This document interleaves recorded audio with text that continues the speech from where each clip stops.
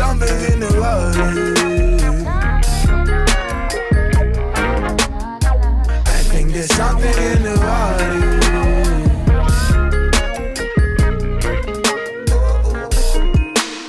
Oh my God, oh my God, oh my God, yeah. I've been gone a while now. Never thought I'd come back to this. Oh my gosh, oh my gosh, oh my gosh, yeah. I heard we've been falling down. What you mean we're falling down to this? I don't get this fuckery. This was never taught to me. I don't know how we got here.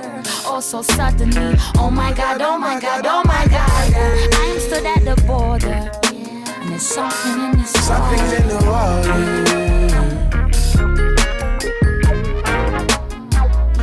There's something in the water.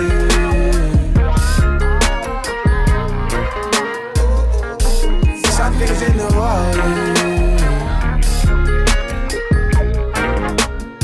I think there's something in the water.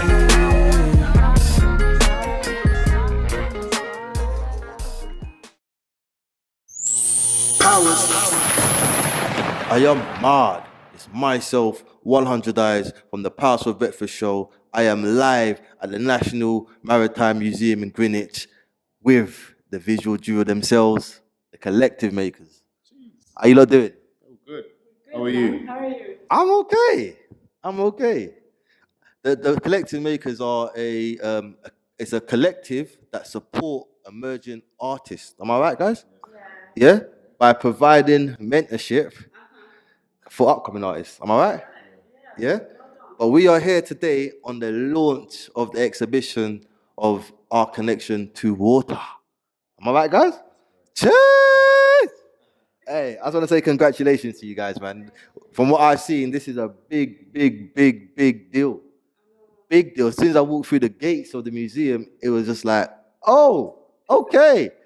I felt like I should have come with a little suit, because that's how I felt. Is it? Yeah. No. Well, look how you lot are dressed. We're not dressed like that every day, trust me. No, I wear tracksuit every day, mate. Honestly, like if I would wear a tracksuit today, I would. But it was one of them ones today. I thought, let me just spice it up, since I could do that if I want to. How you lot feeling about this launch? Yeah, it's for me personally, it's mind blowing. It's historic. It's a great opportunity for us as well as artists, as curators, to be in an institutional space like this. And as I think is a lovely time now, climate in terms of what's been going on, and the fact that we are so privileged to able to curate an amazing show like our Connection to Water, and bring in different artists from different nations in one space, having similar ideas, similar response to what water means to you. Before I come to you, Sabrina, I must say this is some legacy stuff here, man. You lot are creating a legacy for real. How do you feel, Sabrina? Well, last time we had a podcast at your studio, Yep. I mean, we knew that there was going to be a part 2, like, you know what I mean? No, to be honest, I'm overwhelmed because, like Joseph mentioned, it's legacy. Yep. I want young people to know, and I want anyone to know from our community that this is possible. If you have a dream, as a black person, just keep doing it, keep practicing, keep praying, and eventually it's going to manifest. Because I would have never imagined when we, at the first exhibition where you came through, that this was going to happen today. Yeah. And the fact that this time, it's a 10-month exhibition. Wow. You get me? Like, it's crazy. Like, yeah. When you say 10-month exhibition, that means the artist's work under the Collective Makers umbrella is going to be shown at the National Maritime Museum in Greenwich for 10 months. That's right. So people can come and walk in on the street and see it. Yeah? That's it, and it's a free exhibition. I've done an interview with one of your artists called Paul Malone. Yeah. You know what? I feel like you lot are creating dreams, because that is the final, not the final goal, but that is definitely one of the artists' goals, to get themselves displayed in a place where it's seen nationwide, right? And we are here. That's right. We are here. And I can feel Mr. Malone's energy. He's happy to be here. He's excited. So it's not just black people, is it? It's for everyone, isn't it? Really? Because It's for everyone, and that's what we're trying to do. We're trying to bring different communities and different backgrounds to visit the space. I mean, if you look at it in where we are based right now, Greenwich, which is a very historical place, it's a very monumental environment, and then you extend the area to like Greenwich, Woolwich, East London, North London, and etc. What we're trying to do is trying to bring different communities into the space. And as young people don't go into the museum, let's be honest. And what we're trying to do is that we're trying to bring more young people into the spaces like this for them to not just educate themselves, but also to understand that if they have visions to want to become an artist, or visions to be a creator, or visions to look into history, there are ways of getting involved. There are ways, and the National Maritime Museum are open to that idea. They're open to that dialogue, and they are even doing stuff in the Maritime Museum, for local schools to be involved in. We see that all the time. But this, what we're doing here, is another level. Bringing contemporary artists into the space. Now that's another kind of conversation where it's like, okay, it's not just the historical side of things, but now we're bringing contemporary and merging that with the history. I'm loving the sound rooms downstairs. I'm actually loving it because I didn't expect it neither. Because I expect just to see visual arts, but there's sound to it with the visuals, and sound and visuals is life. Right. Am I right? Yeah. How did you get the artists to come and put their work on the exhibition? So basically, it's a bit crazy because we did this in 3 months and a half. Okay. So the time window to find artists was only 2 weeks. What? That's right. And their practice already had to be around water. So only 2 artists, we kind of like, because they're part of a collective already, like Aya Mohammed and the Dream Collective, we're already working with them side by side. So we're mentoring them. So it was like a collaboration, it was like a partnership. They wanted to add a few things last minute, that was fine. But the other 5 artists already had work that was around the theme water. How did we find them? Sebak Kalkufeo, who is the video performance in the Blue Room as soon as you come in, and with the waterfall. Wow. I found them because I like to go see small exhibitions in London that no one is going to go see. And as I am half Latina, I really wanted a Latino artist to be part of the exhibition, but it's really, really hard to find. So I went to East London and I saw this amazing exhibition about Latina women. Okay.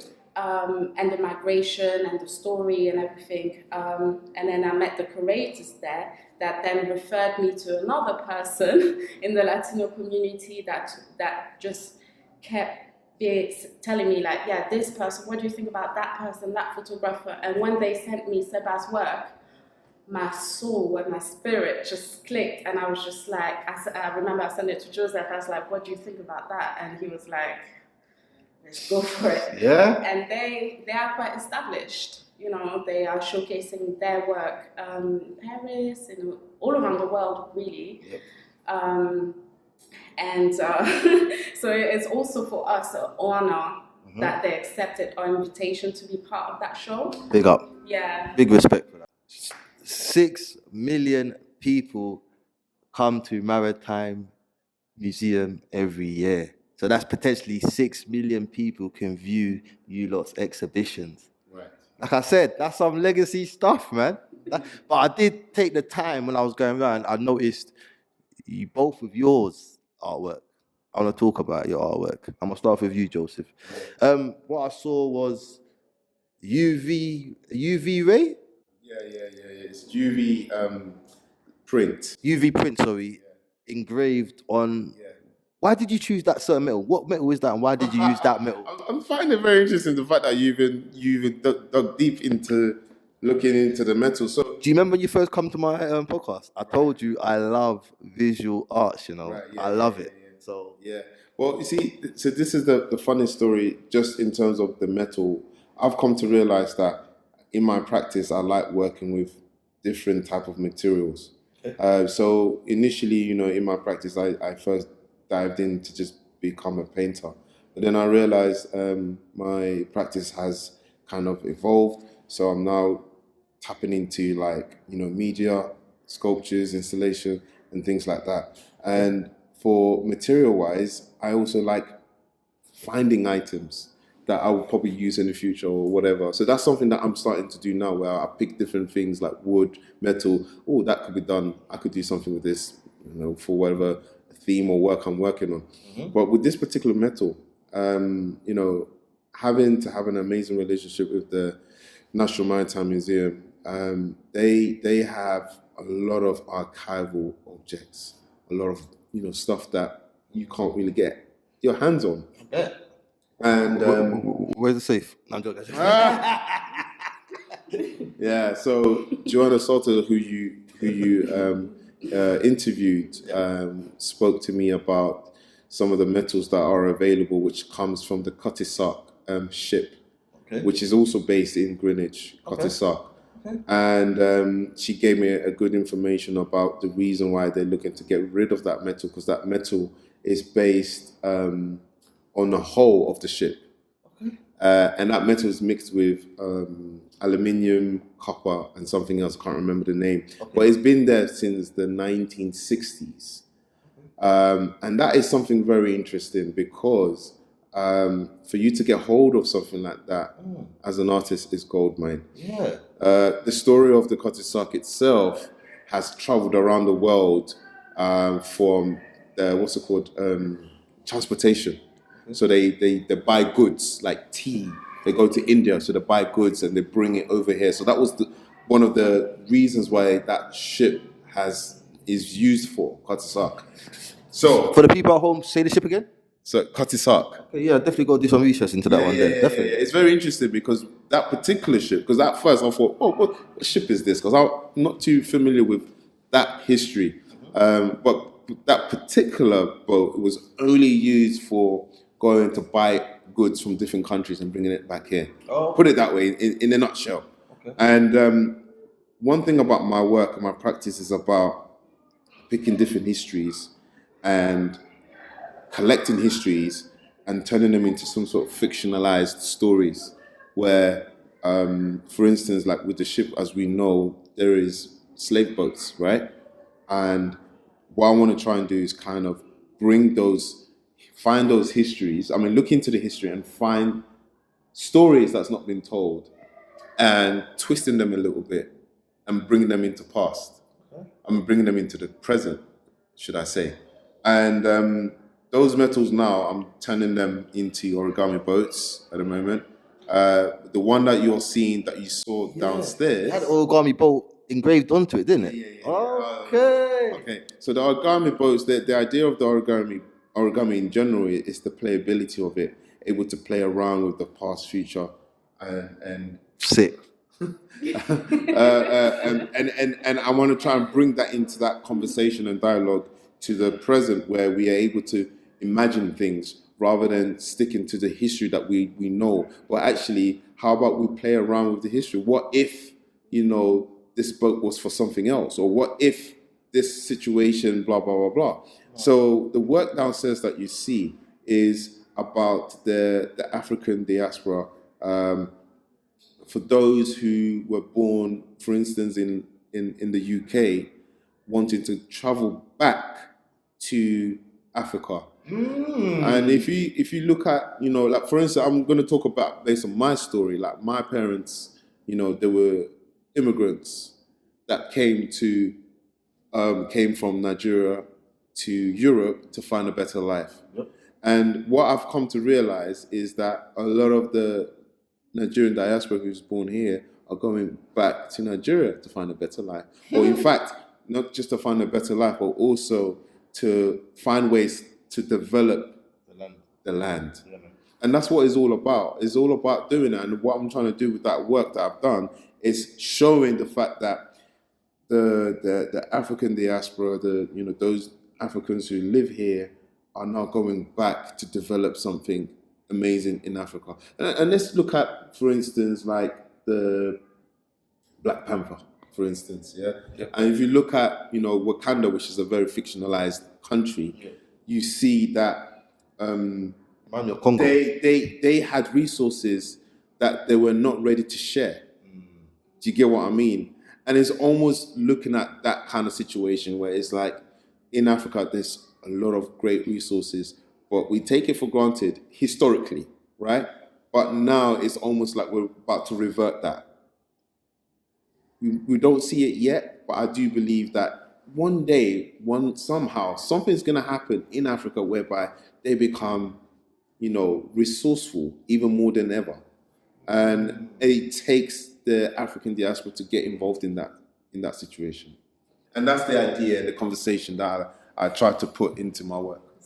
Well, sis, let's talk about it's oil paints, doesn't it? You use oil paints, right? So, in my early career of an artist, basically, it's so freaking weird because the two paintings that you see downstairs are both called Water. Okay. And now I'm doing this exhibition about water. So it's almost crazy. A manifestation, a spiritual one. Destined. That just was meant to happen, It's the path, right? Also, I'm big on cosmology. I'm big on astrology. I'm a double water sign. Wow. You get me? So it's water for me represents me. Okay. I see myself in water. It's part of my identity. And I think those two pieces reflect my emotional makeup at the time. So the first one in 2020, that was like a year, 6 months in my artist career. Okay. So I had just left my job before pandemic. Yep. And during pandemic, I was so broke. Couldn't even take the bus, couldn't even do nothing. Do you know what I mean? But I used to love picking up all canvases on the side of the road. So I used to go to Catford, I used to go to the hood, like just to find like canvases, people that are chucking stuff away. I was just like, you know what? It's got a history already within the, when people chuck things away, yeah? Mm-hmm. And then I was just like, let me just gesso it. When you gesso it, it's like, you make it a blank canvas, and then you're recycling it, you know what I mean? And then, so the first painting, Water, is really, I'm an abstract artist. So, I see that actually, yeah. Mm-hmm. So it's like... Is all your artwork abstract? All of it. Okay, yeah. That's what I've seen. Of it. That's what I've seen. That's why I thought. Yeah. No. It's... Yeah. Yeah? That's good. That's making me... I don't talk about my art, innit? That's fine. How do you lot feel overall that you lot have put on this exhibition and you're supporting other artists achieve their dreams as well? I just wanted to finish about the water thing. The second painting that I've done called Water again in 2021, it's more bright, it's more, you know what I mean? It's the purity, it's what I channel when I meditate. Is that the one I saw at Black Hat Full Effect? No. Okay. That has nothing to do with it. Okay. But yeah, so yeah, anyway, yeah. So how do you lot feel as a artist duo that you lot have put on this brilliant event that showcases and supports other artists? Because we're in it, we don't see it. Damn. We don't feel it yet. I get you. You know what I mean? I haven't even been in the space by myself. I hear you. And just to sick it in, I don't know how I feel. Okay. So that's the genuine, the realness. But we're proud of you lot though. So. Yeah, it's the same thing with me. I think because we're just artists that love to serve others as well. Mm-hmm. We like to serve other artists. So right now we don't see or feel anything yet. I think maybe towards the end, and the show is for 10 months. So it's almost like, we're just gonna keep going. There will be a time, of course, where we'll reflect and just really deep it and understand what we have just done, and the fact that we'll go in there separately to soak in everything, and that will be another moment for us to really evaluate what has happened. Sorry to just jump a bit, but what's the future for Collective Makers? Yeah. The future is to make sure that you follow us on the gram. Make sure you follow us on Twitter. Make sure you follow us in all social media platforms, because there is a lot going on. But unfortunately, we can't really share those things. I'm not gonna say nothing. Yeah. Hey, Joseph and Sabrina, aka the Collective Makers, man. This was an honor to come down today and share this experience with you on the it's not even the launch day, is it? It's the day before the launch day, isn't it? But I'm honored to be here to give you this interview. I look forward to your exciting future, and if you do another exhibition called Our Connection to Fire, because that's me, I'm a fire. I'm definitely gonna be there. You know what I mean? No problem. Yo, It's possible. big up yourselves. I'm gonna shake your hands here because this is so deep. Big up yourself. Thank you.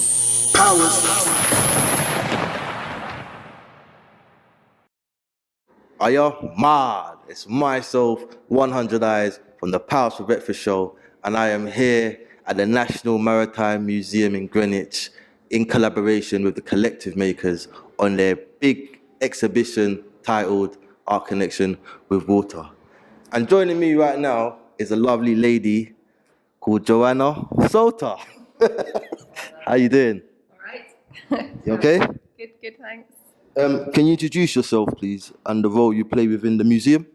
Sure. So I'm Joanna. I am Senior Manager Participation, which is within the engagement department at the National Maritime Museum. Yep. So we're made up of, so my team in particular looks after community participation, digital participation, that's working with adults and communities, and then also I manage the artist residency program. Oh, so you manage artists? Oh, Yeah. Okay. So how did you find out about the Collective Makers? So my colleague Ruth, who manages the learning team, was invited to their exhibition in Woolwich, Black in Full Colour, Okay. went along and then said, you really must go and see the show. So we all traipsed down there, all of us in a big gang together, met these guys, saw the exhibition. What did you think of the exhibition, Black in Full Effect? Yeah, really, it was great seeing that within Woolwich as well. And I think what we were interested in was the fact that they were highlighting local artists. Mm-hmm. And also Ruth had mentioned that during the speech, the private view, that they spoke so passionately about the work that they're doing, and she thought this would be great if it's someone that we could collaborate with. So yeah, we went from there. How long is this exhibition on for? So it's on for nearly 10 months, but we've been working together for nearly 2 years, I think now. Wow. But this exhibition is on until certainly the end of this calendar year. Yep. I want to make you the most popular woman in the museum right now. What is your favourite artwork in the exhibition? Can't say that. That's not fair. I love them all differently. Obviously, Paul's here right now, so I love Paul's the most. But they're also different. I don't think you can choose a favourite. I think what's great about the exhibition is that it was originally going to be 2-dimensional, and it's lovely that we've got installation and film in there. 2D, I mean, as in photography. All right, maybe that was the wrong question then. Which piece did you gravitate towards the most? Or which piece did you feel like that represents me? Ooh, okay. I suppose the immersive quality of Seba's work, the film, I find really mesmerising and beautiful, and I love the colours, and I do love I love films that draw you in like that don't necessarily need a narrative. The one on the big screen in the Yeah. Okay, yeah, I didn't have time to sit down and watch it all, but from what I saw, the colours in there were very vibrant, and it'll keep you locked in for a minute. I was with Mr. Paul in that room, wasn't I? We were together in that room. Yeah. But I have to say that I do genuinely love Paul's work, because that resonates with kind of artwork that I've made in the past, and I love installation, working with ordinary found materials that's quite lo-fi. That does resonate with me, in answer to your question, actually. Yeah. Of all the museums in London, you chose to work at Maritime Museum. Is there any reason specifically why? Like a bit about your background? Good question. Yeah, well, I used to work at the Victoria and Albert Museum, and that's obviously a big art and design museum. And my background, coming from a fine art background, I did a BA and have an MA in fine art, but I've always wanted to work somewhere that's creative. And the National Maritime Museum surprised me by the kind of innovative, particularly in terms of digital works that they were doing. Before I started working here, they did an exhibition called High Arctic, which was an immersive digital exhibition.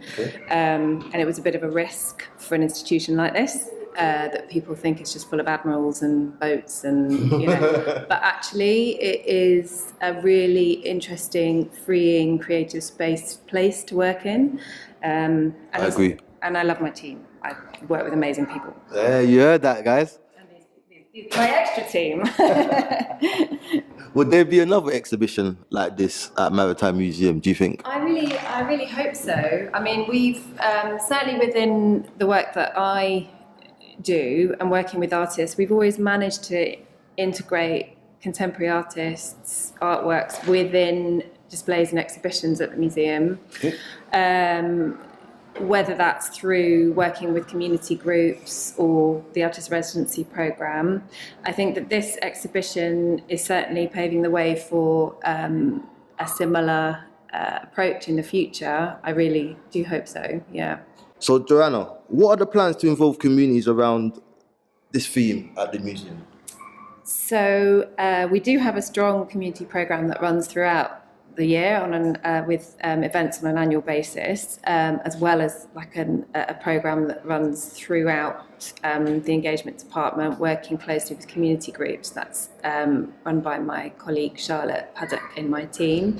This weekend we've got the Caribbean Social Forum takeover, for example. What, this Saturday? This Saturday. This Saturday?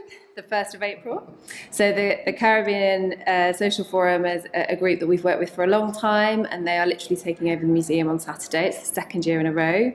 Okay. But throughout the year, I'm going to be working closely with Lizon and Joseph to develop a programme that will connect to the themes within the exhibition. And also because of the themes that do run link so closely to some of the programming that we're already doing, and the work with, for example, we work closely with refugee and asylum seekers, vulnerable women, the Caribbean Social Forum, as I mentioned, and then we have a young people's program as well, and a families program. So there will be a lot of links that we're going to ensure that we have a program that runs throughout the year that links with all of those themes in the exhibition. So it's got a busy year. Yeah, it really is a busy year. For the upcoming artists that are trying to get their work displayed in museums, what would you think would be the best route to go through?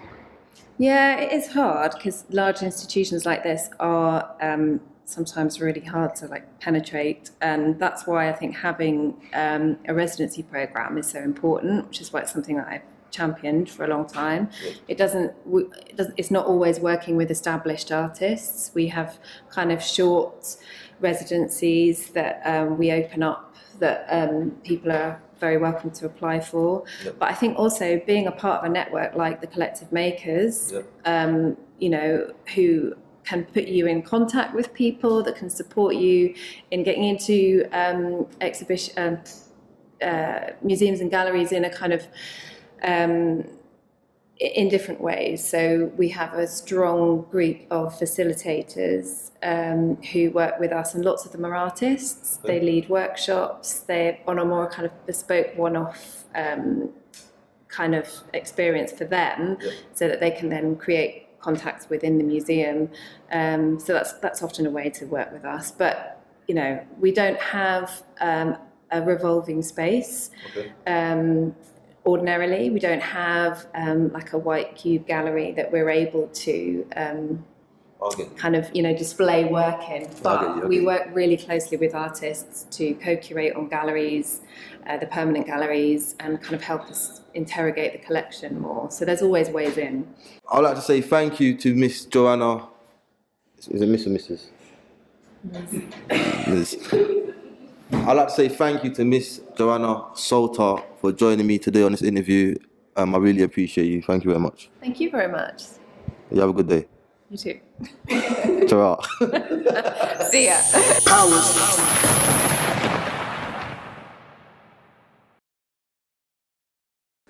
I am mad. It's myself, 100 Eyes from the Pals for Breakfast show, and I am here at National Maritime Museum in Greenwich, celebrating the launch of the exhibition of our connection to water by the Collective Makers. And joining me today is Mr. Paul Malone.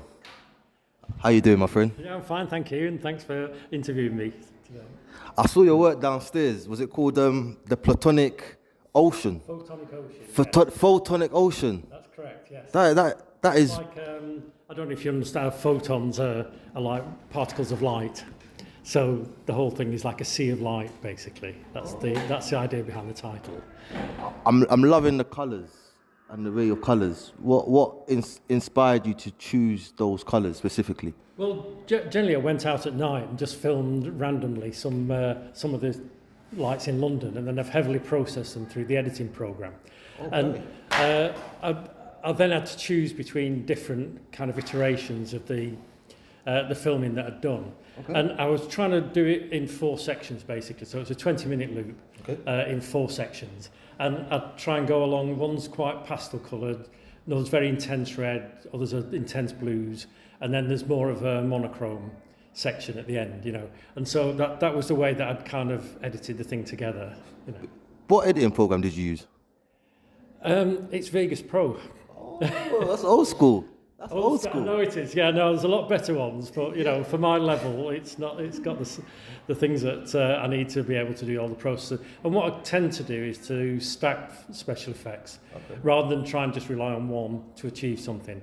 I try and stack them up, maybe like 7 or 8 different effects, and in different kind of configurations, and you get different results sometimes from that. That's in the edit as well. That's blasphemous, using lots of different. I know. Lots of different. What I'm trying to achieve in the end is so that when transitions happens, it's blades of light that travel up and down the tubes. Yeah, as you'll see in the films that you've just done. It's actually projected through some plastic tubes that is actually Wick's best corrugated roofing sheet. So it's very kind of cheap and cheerful materials, but trying to get a very exotic kind of idea, visual representation behind it, What could you describe to the audience what is going on in the Photonic Ocean? What's going on? Well, I don't really like to prescribe for people when they're in front of a work that I do, but I obviously have various ideas that have informed me behind it, and also the decisions I've made when I was trying to choose what kind of light effects and so on I was using. But the first impression that people usually respond to is that you're down there with the bioluminescent organisms, like the plankton and the things that run around. They kind of look like cells when they're travelling up and down the tubes. But for me, I have... I thought I saw jellyfish. That's right, yeah, and plankton, those little cicillas, what are they called? The little hairs that they travel with, like when they do things. You'll have seen them on some of the nature programs. Yep. But then for me, there's a kind of deeper thing that's going on, really, is that how does the physical world and the world of light interact? Because that's, it's kind of like been a curiosity for artists going way back, the Impressionists were interested in that kind of thing, and some of the more modern things. And now, because we have these, you can do projections onto artworks at the same time, and it's become quite a big thing, really. Like at the Venice Biennale, there's about 20% of the works there are projection pieces onto substrates or onto different kind of installations that people have projected. So it's within that kind of artistic context. But I'm trying to think about how light interacts with the physical world on a very direct way, and there's some old theories about that. So is that what you specialise in then? How light interacts with the physical world? Yes, absolutely. Well, apart from the art, that's my second interest, is astronomy. And some of the old theories, like certainly some of the pre-Einstein theories that were knocking around at the time, because there are so many mysteries in astronomy at the moment, that can't really be explained. And I like to just make a formulation, if you like, of that kind of mystery and present it to people, but within an art context. That's the idea. And so this particular piece, there's a theory called particular ether, and that is where particles of light, the photons that I was talking about earlier, they actually interact physically with the material world. And so it could be that the moon creates the tides by pushing down on the oceans, by the light it radiates, if you like. And that makes a lot more sense, really, that the highest tides are in the Bristol Channel and in Chilean places, rather than underneath the moon. So this is a kind of getting into more complex territory here, but it's sometimes these old theories can be repurposed with modern data, that we've got in from the telescopes and things that we send, and the spacecraft that we send out. What excited you most about creating this piece of artwork? I think it was when I first, this is about the third or fourth iteration of this piece. Wow. And when I first noticed that by passing light through these tubes, I got these rings of light that travel up and down. It was, I suddenly thought, yes, I could work with this. That was quite an exciting prospect. And that was just I had an exhibition in Camden at the Provender Centre, and that was just 8 tubes. Okay. And then since then, I did another piece at the Ugly Duck Gallery in Bermondsey, and that was a sculpture that was in 3D, if you like, and then the blades of light passed through it, and so you could walk around it and interact with it.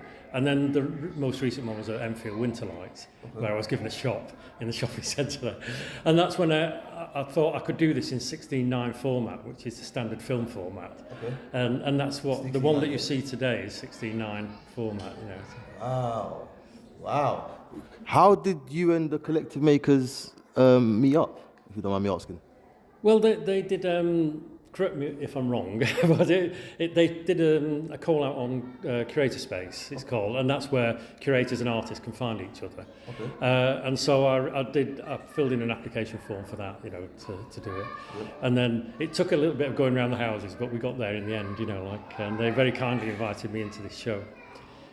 I think they did the right thing, because that was the first thing that caught my eye.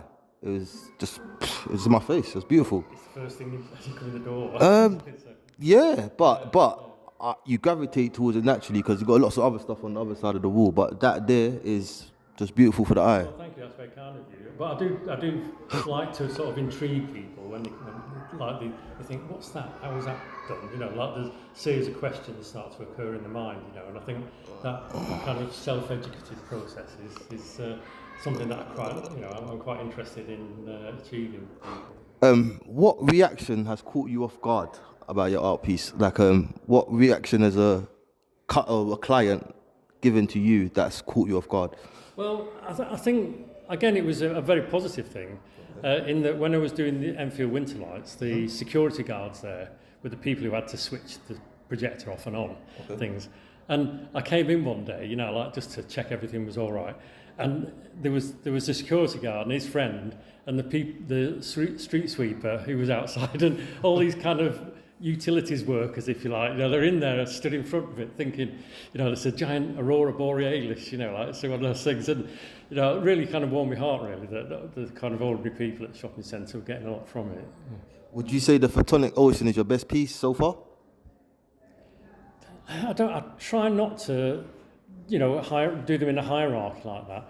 It's it's working. It's working quite well. I'm very pleased with it. It's working quite well. But some of the other installations that I've done, have been kind of more technically successful, if you like. They're presenting more of a challenge to myself. And then when they've actually worked, I think, I breathe a sigh of relief, and then I think, oh, well, this is great. This is leading me on. It's an educative process for me, to do these things. And so I tend to think it rather than strata it in hierarchies. It's something that, I tend to think different areas, because if you look at my website, I do all sorts of different kinds of art forms. What's your website? It's 3Ws paulmalone.co.uk. So what's the future for Mr. Malone?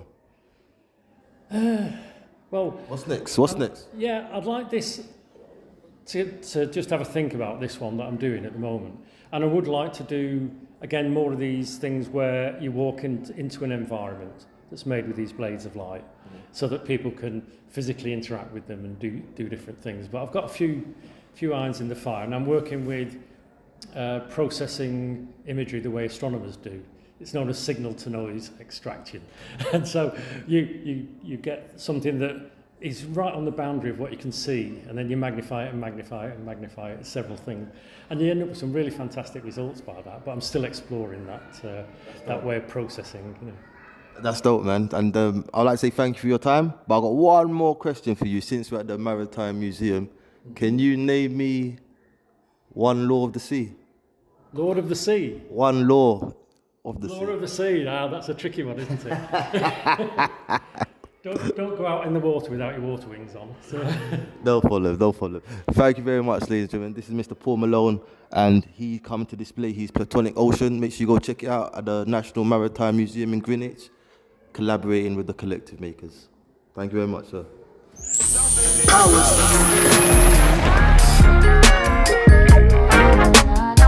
I think there's something in the water.